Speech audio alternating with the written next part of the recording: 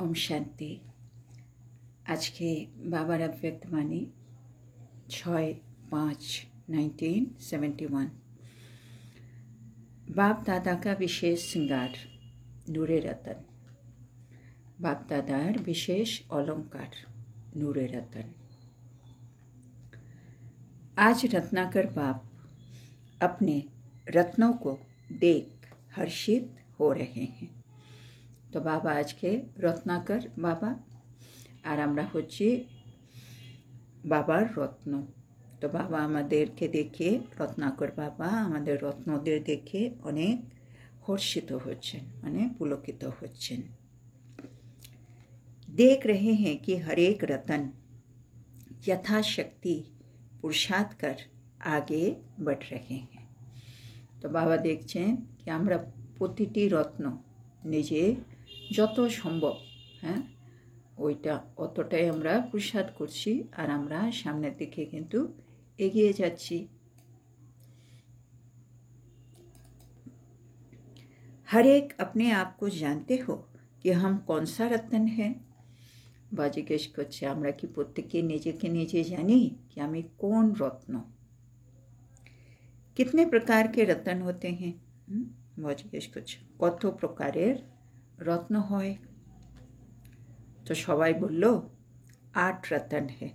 অষ্টরত্ন বলে শুনে সবাই বলল 8টা রত্ন হয়। এবার বাবার সুন্দর প্রশ্ন, आप कितने नंबर के रतन हो। 8 প্রকারের রত্ন হয়, ঠিক আছে। তুমি কত নম্বরের রত্ন এটা আমরা জানি, আমি কোন নম্বরে আছি। हीरे के संग रहे हीरे समान नहीं बने हो। বাবার সাথে থেকে থেকে আমরা এখনো হিরে সমান হইনি নাকি, বাবা জিজ্ঞেস করছেন। रतन तो सभी हो लेकिन एक रतन है जिनको कहते हैं नूरे रतन। বাবা বলছে আমরা সবাই তো কিন্তু রত্ন, কিন্তু এক নম্বর যে রত্ন সেটাকে বলা হয়, বাবা বলছেন নূরে রতন, মানে এক রকমের রত্ন হয়। तो क्या सभी नूरे रतन नहीं हो। तो बाबा বলছে আমরা কি সবাই বাবার নূরে রত্ন নয়। एक तो नूरे रतन, दूसरे हैं गले की माला के रतन, और तीसरी स्टेज क्या है जानते हो। तो बाबा এবার 3 রকম রত্নের কথা আমাদেরকে বলছেন। একটা রত্ন হচ্ছে নূরে রতন, দ্বিতীয় রত্ন হচ্ছে গলার মালার রত্ন, আর তৃতীয় স্টেজ কি বাবা জিজ্ঞেস করছেন। तीसरे हैं हाथों के कंगन के रतन, আর তৃতীয় হলো হাতের কঙ্গনের রত্ন। सभी से फास्ट नंबर है नूरे रतन। तो 3টে রত্নের মধ্যেও বাবা বলছে 1 নম্বরে আছে নূরে রতন। वो कौन बनते हैं। এবার আমি আত্মা নূরে রত্ন হব কি হব না, বা গলার মালা রত্ন হব বা হাতের কঙ্গনের রত্ন হব, আমি কোন নম্বরে সেটা কি করে বুঝবো। তো বাবা আমাদেরকে বোঝাচ্ছেন এবার নূরে রতন এই রত্নরা কীরকম হবে, মানে কোন आत्मा नूरे रतन হবে। जिनके नैनों में सिवाय बाप के और कुछ भी देखते हुए भी देखने में नहीं आता है, वो है नूरे रतन। তাহলে নূরে রত্ন কোন আত্মারা, যে আত্মাদের নয়নে শুধু বাবা, বাবা ছাড়া অন্য কিছুই তারা দেখতে পায় না। তার মানে ওরা যখন এই দুনিয়াতে সৃষ্টিতে আছেন, যেখানেই দেখছেন উনি যা কিছু দেখছে ওটা বাবার জ্ঞানের চোখে দেখছেন।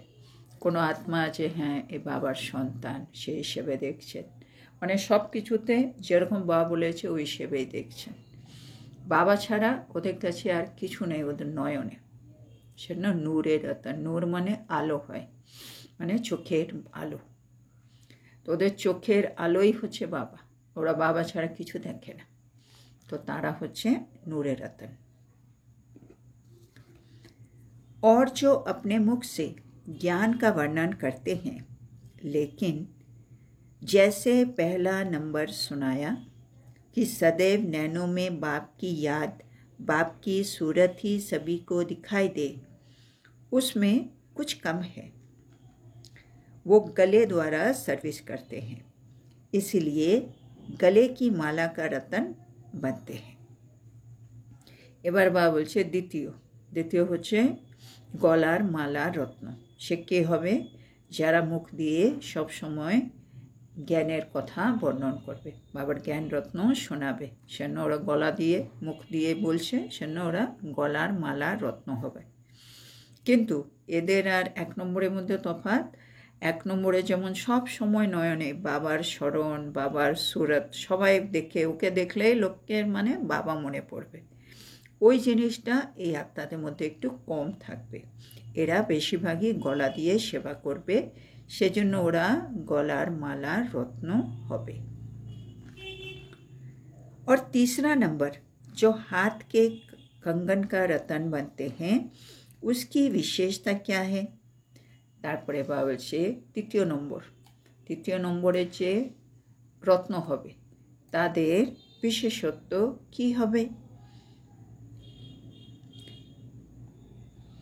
किसी न किसी रूप में मददगार बनते हैं। তারা কি হবে? তারা কোনো না কোনোভাবে বাবার কাজের সাহায্যকারী হবে, সেজন্য ওরা হাতের কঙ্গনের রত্ন হচ্ছে সাহায্য, হাত দিয়ে সাহায্য করি তো সাহায্য হবে। तो मददगार बनने की निशानी ये बाहों के कंगन के रतन बनते हैं। ওরা সাহায্যকারী আত্মা, সেজন্য ওদের চিহ্ন হলো বাহুর কঙ্গনের রত্ন, মানে হাতের কঙ্গনের রত্ন তাদের চিহ্ন। अब हर एक अपने से पूछे कि मैं कौन सा रतन हूँ। ভাবছে এবার বা 3টে বুঝিয়ে দিয়েছেন, ভাবছে এবার নিজেরা বুঝে নাও, নিজেকে নিজে প্রশ্ন করো कि আমি আত্মা কোন রত্ন, আমার নম্বর কোথায়, 1 নম্বর, 2 নম্বর, 3 নম্বর। তো पहला नंबर, दूसरा नंबर বা तीसरा नंबर নিজেকে প্রশ্ন করো, আমি 1 নম্বরে আছি, 2য় নম্বরে আছি না 3য় নম্বরে আছি।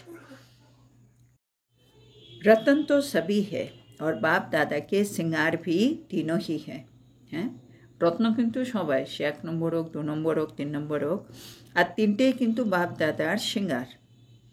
अब बताओ कौन सा रतन हो। তা বাবা বলছে এবার নিজেরা বিবেচনা করে, নিজে যাচাই করে বলো তুমি কোন রত্ন। नूरे रतन की जो परख सुनाई उसमें पास विद ऑनर हो। বাবা বলছে নূরে রত্ন যে আমি পরখ বলেছি, মানে কি করে আমি বুঝবো আমি নূরে রত্ন কি না, তার অনুসারে আমি কি পাস উইথ অনার হয়েছি। আমি মানে নিজেকে ভাবছি হ্যাঁ বাবা আমি নূরে রত্ন, অবশ্যই আমি, আপনি যে রকম বলেছেন আমি ওই রকমই থাকি। তো সেই নূরে রতনের যে পরখ বাবা বলেছেন তার মধ্যে কি পাস উইথ অনার হয়েছ, বাবা জিজ্ঞেস করছেন। উম্মিদওয়ার মে ভি নম্বর হতে, মানে আমি যদি বলি হ্যাঁ বাবা আমিও মনে হচ্ছে নূরে রত্ন ক্যাটাগরি, ও বলবে আমিও নূরে রত্ন ক্যাটাগরি, তো সবাই উম্মিদওয়ার। হ্যাঁ, কিন্তু তার মধ্যেও কিন্তু আমরা সব নাম্বারওয়ার হয়ে যাব, মানে এই আত্মাদের কাছ থেকে আশা করা হচ্ছে কি এরা নূরে রত্ন হবে, কিন্তু তাদের মধ্যেও নম্বর অনুসারে হবে। तो सदैव ये स्मृति में रखो कि हम बाप दादा के नूरे रतन है। তো এটা আমাদেরকে বাবা সুন্দর সমান দিয়ে দিলেন, সব সময় মনে রাখতে হবে আমি হচ্ছি বাপ দাদার নূরে রত্ন। तो हमारे नैनों में व नज़रों में और कोई भी चीज़ समा नहीं सकती। तो আমি বাবার নূরে রত্ন মানে আমার নয়নে বা আমার লক্ষ্যে আর কোনো জিনিস সমাহিত হতে পারে না বাবা ছাড়া। তার মানে কোনো জিনিস সংসারের আমাকে আর আকর্ষিত করতে পারবে না, আমাকে বশীভূত করতে পারবে না, আমি সব কিছু থেকে মুক্ত আত্মা, খালি আমি বাবার সাথে। चलते फिरते खाते पीते आपके नैनों में क्या दिखाई देना चाहिए। বাবা বলছে চলতে ফিরতে খাওয়া দাওয়া করতে আমার নয়নে কি দেখা যাওয়া উচিত। বাপ কি মূরত ও সুরত, মানে বাবার মূর্তি বা বাবার বিশেষত্ব, সেগুলো ছাড়া আমার মধ্যে আর কিছুই দেখা যাবে না, মানে পুরনো সংস্কার বা সাধারণ সংস্কার এগুলো কিছু না, আমার মধ্যে আমাকে দেখলেই বাবার কথা মনে পড়বে, বাবার মতো চলাফেরা, খাওয়া দাওয়া, অন্যকে দেখা, ভাবা, সব কিছু বাবা বাবা বাবা। তো বাবার सूरत और मूरत। ऐसी स्थिति में रहने से कभी भी कोई कंप्लेन नहीं करेंगे। আমি যদি এরকম নূরে রত্ন অবস্থায় থাকি, তার মানে সবসময় বাবার মূর্তি আর বিশেষত্ব আমার মধ্যে দিয়ে মানে সবাই দেখতে পাচ্ছে, এরকম স্মৃতিতে আমি থাকলে কখনো কেউ আমাকে নিয়ে কিন্তু কমপ্লেন করবে না। जो भी भिन्न भिन्न प्रकार की परेशानियां परेशान करती है और परेशान होने के कारण अपनी शान से परे हो जाते हो। বাবলসা আমাদের জীবনে, আমরা তো সংসারে আছি, তো এখানে বিভিন্ন প্রকারের সমস্যা উৎপন্ন হয়, পরেশানি, আর তাতে আমরা পরেশান হয়ে যাই, পরেশানিতে পরেশান হয়ে যাই, মানে সমস্যাতে আমরা বিরক্ত হয়ে যাই। আর এই বিরক্ত হয়ে যাওয়ার কারণে কি হয়, আমি মানে পরেশান होने के कारण शान से परे हो जाते हो। আমার যে শান মর্যাদা, তার থেকে আমি নিচে নেমে যাই, হ্যাঁ না। আমি শান স্বরূপ বসে আছি, হঠাৎ কেউ এসে কিছু খারাপ কথা বললো, আমার খুব খারাপ লাগলো, এবার আমি ওকেও ওইরকম লেভেলে একটুখানি নেমে গিয়ে ওরকম ভাষা ইউজ করছি, ওর সম্বন্ধে সংকল্প করছি, তার মানে আমি যে স্থিতিতে ছিলাম ওর থেকে নেমে গেলাম, আমি মর্যাদা থেকে নেমে গেলাম। কেন? খালি আমি বিরক্ত হলাম বলে। তো পরেশানি আমাকে পরেশান করলো, পরেশান করে আমাকে শান থেকে পরে করে দিল। তো পরেশান का अर्थ क्या हुआ, এটা বা হিন্দিতে ভালো বোঝাচ্ছে, মানে পরেশান মানে তাহলে কি বুঝলে? বিরক্তি। বিরক্তি মানে আমি কি বুঝলাম? বিরক্তির অর্থ अपनी जो शान है उससे परे होने के कारण परेशान होना पड़ता है। তার মানে আমার যে মর্যাদা আছে, হ্যাঁ, আমার যে মর্যাদা আছে, তার থেকে আমি নিচে নেমে যাই, আর তার কারণে আমি বিরক্ত হই বা হয়রান হয়ে যাচ্ছি। তো পরেশান মানে শান সে পরে, মানে শানের থেকে উঠতে চলে গেলাম, মানে নেমে গেলাম, একেবারে শানের থেকে সরে গেলাম, সেজন্য আমি পরেশান হলাম। তো যখনই আমি আত্মা মানে সারাদিনে যে কোনো সময় আমার যদি মনে হয় আমি বিরক্ত হচ্ছি, ফিল করছি, তার মানে বুঝতে হবে আমি আত্মা আমার যে স্থিতি, সেই স্থিতি থেকে নেমে গেছি। কারণ যে কোনো কিছু হতেই পারে, কিন্তু আমি বিরক্ত হচ্ছি মানে আমি আমার স্থিতিতে নেই, যেটা আমার জায়গা, মানে যেটাকে বাবা বলতে পারে সমান দেই, আমি যে সমানে থাকার কথা, আমি আমার সমানের স্থিতিতে স্থিত নেই, সেজন্য আমি নেমে গেছি বলে আমি এই মুহূর্তে বিরক্ত ফিল করছি। अगर अपनी शान में स्थित हो जाओ तो परेशान हो नहीं सकते। মানে আমি আত্মা যদি আমার সমানে স্থিত থাকি, তাহলে আমি কখনো বিরক্ত হতে পারি না। আমি বিরক্ত হচ্ছি মানে আমি আমার সমান থেকে সরে গেছি। तो सर्व परेशानियों को मिटाने के लिए सिर्फ अर्थ के शब्द के अर्थ स्वरूप में टिक जाओ। এটা সুন্দর। सर्व परेशानियों को मिटाने के लिए सिर्फ शब्द के अर्थ स्वरूप में टिक जाओ। তো আমাদের জীবনে যত সমস্যা আছে বলছে সবগুলোর সমাপ্ত করার জন্য শুধু একটাই কাজ করো, এই যে শব্দ, সে শব্দের অর্থ স্বরূপে স্থিত হয়ে যাও।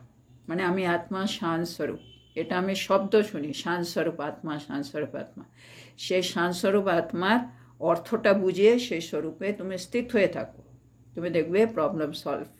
আমি সন্তুষ্ট মানি, আমি সন্তুষ্টমণি এই শব্দটার অর্থটা বুঝে আমি আত্মা সত্যি সন্তুষ্টমণির স্বরূপে যদি স্থির থাকি, ওই সিটে যদি বসে থাকি, সমস্যা সলভ।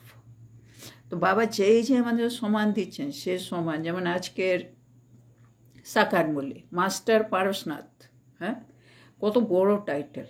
আমি যদি নিজেকে মাস্টার পারসনাথ ভাবে, আর বাবা বললো লোহার মতো যে কোনো আত্মাও যদি আসে, তার মানে সে একেবারে বিকারের বশীভূত, একেবারে কালো হয়ে গেছে, আয়রন হয়েছে লোহা, ও লোহার মতো। সেরকম আত্মা এলেও তোমার পাশে এলে তুমি তাকে পারস করে দেবে, কেন? আমি মাস্টার পারসনাথ। তাহলে এই শব্দটার অর্থ আমি ভেবে আমি যদি ওই সিটে বসে থাকি, এরপরে কোনো আত্মা আমাকে খারাপ কথা বলবে, কেউ আমি ভালো কাজ করছি সেটাকে আবার নষ্ট করে দেবে, কেউ কিছু কিছু কিছু করে আছে, কিন্তু আমার যদি মনে থাকে আমি পারসনাথ, সে আমার যা কিছু করছে আমার মনে আছে আমাকে ওকে চেঞ্জ করতে হবে, ওর ওইটা দেখে আমি চেঞ্জ হব না। তাহলে শব্দের অর্থস্বরূপে স্থিত হলেই বাবা বলছে সব প্রবলেম সলভ, শেষ। তো अर्थ स्वरूप में टिक जाओ, अर्थात अपने शान में स्थित हो जाओ। अर्थ स्वरूपे टिके जाओ मानेই হচ্ছে নিজের শান, নিজের সমানে আমি আত্মা স্থিত হয়ে গেলাম।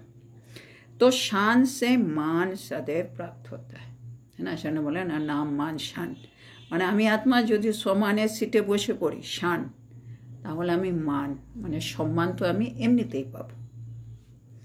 इसलिए शान मान कहा जाता है। সেজন্য বাবা বলছে শান মান সেজন্য বলা হয়, মানে আমি আত্মা শানে থাকলে, নিজের সমানের স্থিতিতে থাকলে, নেশায় থাকলে, ওই সিটে থাকলে মান আমি পাবই। তো আপনি শান কো জানো। সেজন্য বাবা প্রথম দিন থেকে আমাদেরকে খালি এটাই বোঝাচ্ছে আমি কে, প্রথম থেকে আমি কে, সত্যি আমি কে, এটাই বলছে। মানে নিজেকে জানো, নিজের শানকে জানো, নিজের পজিশনকে জানো, আমি কে, আমি সেই আত্মা যে এই মুহূর্তে বাবার ঈশ্বরের সন্তান, বাপ সমান আত্মা। আমি সেই আত্মা যে সত্য যুগে প্রথম নামবো, লক্ষ্মীনারায়ণের সেই সময় নামবো আমি সেই আত্মা, দেবকুলেরও উচ্চ পদের অধিকারী আত্মা। আমি কে, এই জায়গাটা বাবা বলছে নিজেকে ঠিক করো, अपनी शान को जानो। जितना जो अपनी शान में स्थित होता है उतना ही उनको मान मिलता है।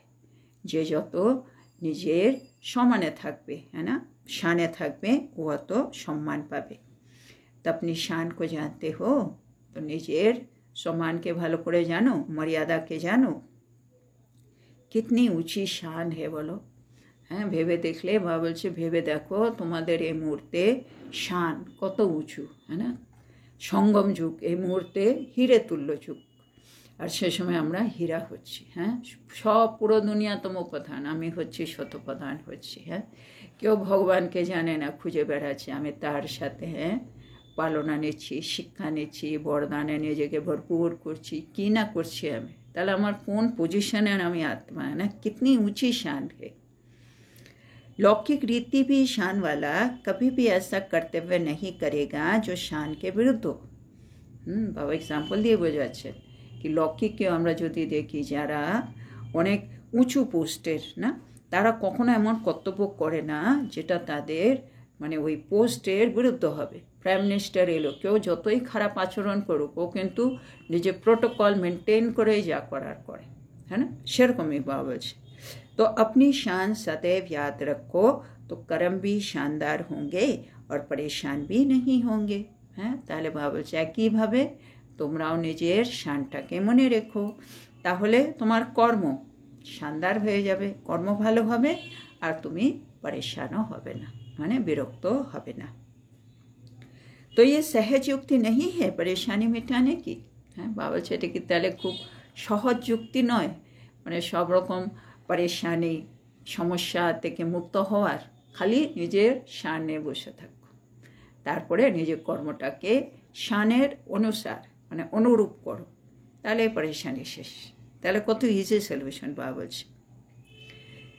कोई भी बुराई को समाप्त करने के लिए पाप की बड़ाई करो। বাবা এখন আরেকটা অন্যদিকে আমাদেরকে একটু বোঝাচ্ছে। বাবা বলছে যে কোনো কিছু খারাপ কিছু আমি খারাপ দেখছি শুনছি, সেটা তো সমাপ্ত করতে হবে, সে তো ভেতরে ঢুকে আছে, সেটা সমাপ্ত করার জন্য কী করবে, বাবার মহিমা করো। বুরাই बड़ाई सिर्फ एक मात्रा के फर्क से कितना अंतर हो गया है ना, শুধু একটা মানে मात्रार पार्थक्य। बुराई और बड़ाई सिर्फ एक मात्रा को पलटाना है, बुराई র কে ডয় শূন্য করছে, বুড়াই বড়াই। তো বাবা বলছে একটা শব্দকেই তো খালি পাল্টাতে হচ্ছে, দেখো কিন্তু কত তফাৎ হয়ে যাচ্ছে। একটা খারাপ নেগেটিভ বুড়াই আর একটা বড়াই বাবার মহিমা করছে, মানে পুরো পজিটিভ। ये तो 5 वर्ष का छोटा बच्चा भी कर सकता है, মানে একটা মাত্রা পাল্টে দেওয়া এটা তো একটা 5 বছরের ছোট শিশুও করতে পারে। तो सदैव बड़े से बड़े बाप की महिमा करते रहो, इससे सारी पढ़ाई भी आ जाती है। তো বাবা বলছে এখন মানে বুড়াইকে শেষ করতে হলে বড়াই করো, আর বড়াই করার জন্য কি করতে হবে, তুমি যদি বাবার বড়াই করতে থাকো মানে মহিমা করতে থাকো, আমার বাবা এই আমার বাবা ওই, তাহলে এর মধ্যে দেখতে হবে সব পড়াশোনায় চলে আসছে। কেন বাবাকে আমি কোথা থেকে বুঝলাম, জ্ঞান দিয়ে বুঝেছি। তাহলে বাবার কথা বলতে বলতে এর মতো পুরো জ্ঞানটাই চলে আসবে। তো ये बाप की बड़ाई करने से क्या होगा? আর এরকম যদি আমি বাবার মহিমা করতেই থাকি বাবা বলছে এতে কী হবে লাভ? লড়াই বন্ধ হয়ে যায়গি, সব রকম লড়াই শেষ হয়ে যাবে। তো বাবা এখানে 4টে শব্দ আমাদেরকে আন্ডারলাইন করেছে, বুরাই, বড়াই, পড়াই আর লড়াই। বা 4টে শব্দ ম্যাচিং করে আমাদেরকে বুঝিয়ে দিল। বুড়াইকে বড়াই করো মানে খারাপকে মহিমা করে শেষ করো, মহিমার মধ্যে পড়াই এসে যাবে, পড়াই এলে লড়াই শেষ। মায়া সে লড় কর থাক গয়ে হো না? মায়ার সাথে যুদ্ধ করে করে তো নিশ্চয়ই আমরা খুব ক্লান্ত অনুভব করছি। जब बाप की बढ़ाई करेंगे तो लड़ाई से थकेंगे नहीं, लेकिन बाप के गुण गाते खुशी में रहने से लड़ाई भी एक खेल मिसल दिखाई पड़ेगी। তো বাবা বলছে আমরা মানে নেগেটিভ মানে মানসিকতা নিয়ে যদি কাজে নামি তখন আমরা কিন্তু খুব বিরক্ত হয়ে যাব, সেজন্য আমরা ক্লান্ত হয়ে যাই। তো বাবা বলছে এখন কি করতে হবে? বাবা বললো খারাপ জিনিসকে বাবার মহিমা, বাবা কি বলছে ওই সম্বন্ধে ওই জিনিসগুলো নিয়ে আসবে জ্ঞানের। তাহলে তুমি দেখবে এই যে যুদ্ধ, মায়ের সাথে যে যুদ্ধ হচ্ছে লড়াই, এতে তুমি ক্লান্ত হবে না। তখন তুমি বাবার গুণ গাইছো, তুমি খুশিতে থাকছো, তখন এই যুদ্ধটা তোমার एक খেলার মতো মনে হবে। खेल में हर्ष होता है ना, तो ये जो लड़ाई को खेल समझते हैं, ऐसी स्थिति में रहने वालों की निशानी क्या होगी? তাহলে বাবা বলছে খেলে, আমরা যখন খেলা খেলি, হ্যাঁ এমনি যখন আমি লড়াই ঝগড়া করছি তখনও আমি কাউকে নিচে ফেলে দিতে পারি, কাউকে মারতে পারি। খেলার মধ্যে অনেক সময় আমাকে কেউ নিচে ফেলে দেয়, ওখানে কেউ আবার কারো ঘুষি ফুসি লেগেই যেতে পারে, কিন্তু খেলার মধ্যে আমি ওগুলো মাইন্ড করি না, ওটা হাসি মুখে নিয়ে নিই। তো এখনও বাবা বলছে আমার সেন্স আমি বাবার মহিমা করছি, বাবার গুণগান করছি, সেজন্য ওই যে এখানে যে আমার মানে প্রবলেমগুলো আসছে সেগুলো এখন আর খারাপ লাগছে না আমার, সেটা আমার একটা খেলার মতো মনে হচ্ছে, আমি ওটাকে মানে আনন্দর মতো খেলছি ওটাকে। আর যারা লড়াইকে খেলা অনুভব করবে তাদের নিশানি কি হবে? বাবা বলছে তাদের নিশানি হবে হর্ষ, মানে তারা হর্ষিত থাকবে, প্রফুল্ল থাকবে। तो सदा हर्षित रहने वालों को माया कभी भी किसी भी रूप से आकर्षित नहीं कर सकती। আর যে আত্মা সব পরিস্থিতিতে, হ্যাঁ মানে পরিস্থিতিকেও খেলা ভাবছে, খেলা ভেবেও হর্ষিত থাকছে, প্রফুল্ল থাকছে, সেজন্য মায়া ওকে কোনোভাবেই কিন্তু আকর্ষিত করতে পারবে না। ও আগের থেকে অ্যালার্ট হয়ে ওটাকে খেলা মতো দেখছে। तो माया के आकर्षण से बचने के लिए एक तो सदैव अपनी शान में रहो, दूसरा माया को खेल समझ के सदैव खेल में हर्षित रहो। তাহলে বাবা আমাদেরকে টিপস দিয়ে দিচ্ছেন কি মায়ার আকর্ষণ থেকে বাঁচতে হলে কী করবে। একটা হচ্ছে তুমি নিজে শানে থাকো, মানে সমানকে মনে রাখো, আর দ্বিতীয় যা হচ্ছে ওটাকে একটা খেলার মতো খেলো আর হর্ষিত থাকো, বাস এইটুকুনি। सिर्फ 2 बातें याद रहे तो हर कर्म यादगार बन जाएगा। শুধু এই দুটি বিষয় আমি স্মরণে রেখে যদি আমি কর্মতে নামি তাহলে ভাবছে তোমার কর্ম কিন্তু স্মরণিক হয়ে যাবে, यादगार হয়ে যাবে। जैसे साकार में अनुभव किया कैसे हर कर्म यादगार बनाया। বাবা বলছে ব্রহ্মা বাবার কথা মনে করছেন। বাবা ব্রহ্মা বাবা মানে যখনই যা করতেন সে বাবাকে স্মরণ করে করতেন, মানে ওনার ইয়াদে থেকে কর্মগুলো করতেন, স্মরণে থেকে, সেজন্য ওনার প্রতিটা কর্ম কিন্তু यादगार হয়ে গেছে। সেই জন্য বলে শ্রীকৃষ্ণর মানে ঘুম থেকে ওঠা থেকে সব কর্ম নাকি পুজো হয়। কেন? ওই সঙ্গম যুগে ওই আত্মা মানে ব্রহ্মা বাবার আত্মা বাবার স্মরণে থেকে প্রতিটা কর্ম করেছে, সেই জন্য यादगार তৈরি হয়েছে। तो एक ही भावे बोलছে আমাদেরও ऐसे ही आप सभी का हर कर्म यादगार बने, उसके लिए 2 बातें याद रखो।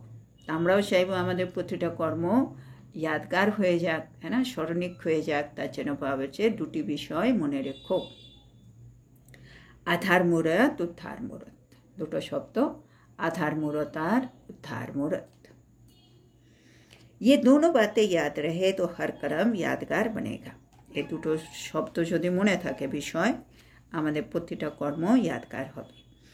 अगर सदैव अपने को विश्व परिवर्तन के आधार मूर्त समझो तो हर कर्म ऊंचा होगा, है ना। आधार मूर्त माने এই যে বর্ত গোটা বিশ্ব পরিবর্তন হবে তার আমি হচ্ছি ফাউন্ডেশন, है ना, আমি আধার।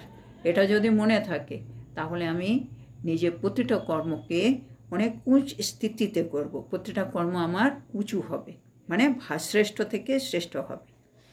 फिर और साथ आते फिर साथ साथ उदारचित अर्थात सर्व आत्माओं के प्रति सदैव कल्याण की भावना दृष्टि वृत्ति में रहने से हर कर्म श्रेष्ठ होगा। द्वितीय छिलो उद्धार मूर्त। उद्धार मूर्त के उद्धार मूर्त होबे जे उदार चित्त होबे। उदार चित्त माने जार दृष्टिते वृत्तिते প্রতিটা आत्मार कल्याण ছাড়া কিছু নেই, আর এরকম आत्मार প্রতিটা কর্ম শ্রেষ্ঠ হবে। तो अपना हर कर्म ऐसा करो जो यादगार बनने योग्य हो। तो बाबा चाইছে আমরাও প্রতিটা কর্ম এমনভাবে করি, হ্যাঁ, যাতে আমার কর্মগুলো একটা স্মরণিক হয়ে যাক। ये फॉलो करना मुश्किल है क्या? বাবা সেটা ফলো করা কি খুব মুশকিল বুঝি? তো তখনই মিউজিয়াম সার্ভিস पर পার্টি जा रही है, হ্যাঁ, মিউজিয়ামে কোনো সেবা আছে, সেজন্য কিছু আত্মা ওখান থেকে উঠে চলে যাচ্ছে। তো বাবা বলছেন ত্যাগ क्या सदैव भाग्य बनता है ना। বাবা এসছেন, সবাইকে বলছেন, তাদের মাঝখানে তাদেরকে উঠে চলে যেতে হচ্ছে। সেজন্য বাবা বলছে তো তোমরা ত্যাগ করছো, সেবার জন্য এখান থেকে উঠতে হচ্ছে। তো বাবা বলছে ত্যাগ কা सदैव, যখনই ত্যাগ করবে মনে রাখবে তোমার ভাগ্য তৈরি হচ্ছে। जो त्याग करता है उसको भाग्य स्वतः ही प्राप्त हो जाता है। তুমি ত্যাগ করলে ভাগ্য তোমার অটোমেটিক হচ্ছে। इसीलिए ये जो बड़े से बड़ा त्याग करते हैं उनका बड़े से बड़ा भाग्य जमा हो जाता है। শুনো যে যত বড় ত্যাগ অত বেশি ভাগ্য জমা হয়ে যাচ্ছে। इसलिए खुशी से जाना चाहिए सर्विस पर। সেজন্য সার্ভিসে খুশি খুশি যাও। বাবা ওদেরকে বোঝালেন। আচ্ছা, তো আজকে মুলিটা এখানে শেষ হলো। তো আজকে বাবা আমাদেরকে রত্ন বোঝালেন। বাবা বলছে 3 রকম রত্ন হয়। এক রকম হচ্ছে নূরের রত্ন। নূরের রত্ন মানে যাদের নয়নে, হ্যাঁ, শুধু বাবার সুরত আর মুরত, তার মানে বাবা ছাড়া ওদের জীবনে আর কিচ্ছু নেই, ওদের সংকল্প বল কর্ম সব কিছুতে বাবা বাবা বাবা, তার মানে নূরের রত্ন। দ্বিতীয় বাবা বললেন গলার মালার রত্ন, হ্যাঁ, যে আত্মারা মুখ দিয়ে জ্ঞান রত্ন দান করে কিন্তু বাবার স্মৃতি একটু নূরের রত্ন আত্মা থেকে একটু কম থাকে, কিন্তু ওরা গলার সেবা বেশি করে, মুখ দিয়ে জ্ঞান শোনায়, সেজন্য ওরা হবে গলার মালার রত্ন। আর তৃতীয় হলো বা বললো হাতের কঙ্গনের রত্ন। তারা হচ্ছে যে কোনো আত্মা যারা খুব বাবার সেবায় সাহায্যকারী হবে, সেজন্য হাতের কঙ্গনের রত্ন হবে। তো বাবা বলছে আমার নাম্বার 3টে রত্নের মধ্যে নাম্বার 1 হচ্ছে রত্ন নূরের রত্ন। সেজন্য আমাদের সবাইকে নূরের রত্ন হতেই হবে। নূরের রত্ন মানে আমাদের নয়নে, আমাদের লক্ষ্যে সব কিছু বাবা বাবা বাবা, এর মাঝে অন্য কোনো জিনিস আর আসতে পারে না।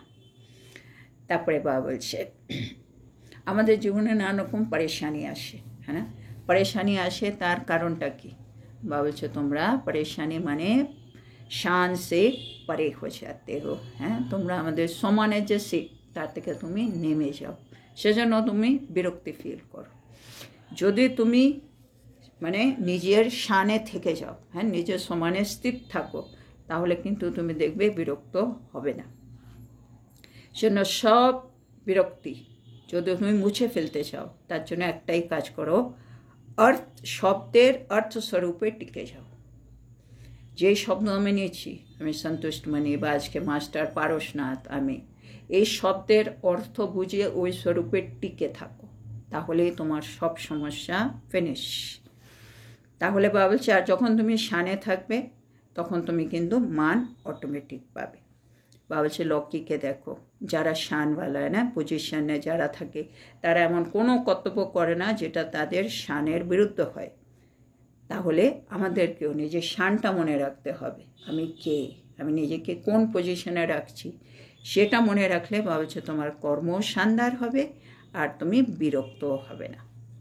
তারপরে বাবা বলছে কোনো রকম বুড়াই খারাপ জিনিস এলে তুমি কি করবে? বাবার মহিমা করো, মানে বাবা ওটাকে কী চোখে দেখবে, বাবা ওর সম্বন্ধে কী ভাববে, ওসব নিয়ে ভাবনা চিন্তা করো, বাবার মহিমা করো।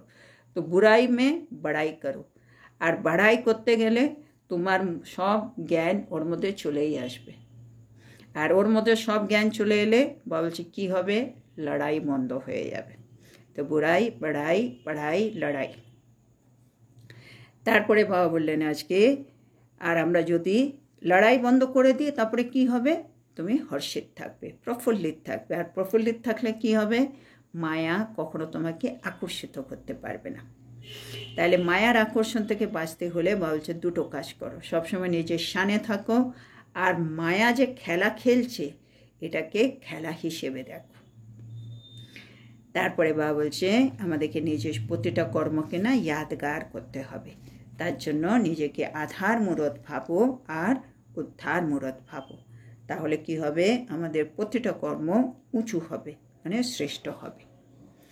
আর তারপরে বাবা লাস্টে বললেন ত্যাগ, যত বড় ত্যাগ করবে অত বড় ভাগ্য হয়। সেজন্য খুশি খুশি ত্যাগ করো, খুশি খুশি সেবায় যাও। সেটা যদি ত্যাগের জন্য ত্যাগও করতে হয় তার জন্য ত্যাগ করো, তোমার ভাগ্য অটোমেটিকই জমা হয়ে যাচ্ছে। তো আজকের এত সুন্দর শিক্ষার জন্য আমরা আমাদের প্রিয় শিব বাবাকে বলবো ধন্যবাদ বাবা, ধন্যবাদ। ওম শান্তি।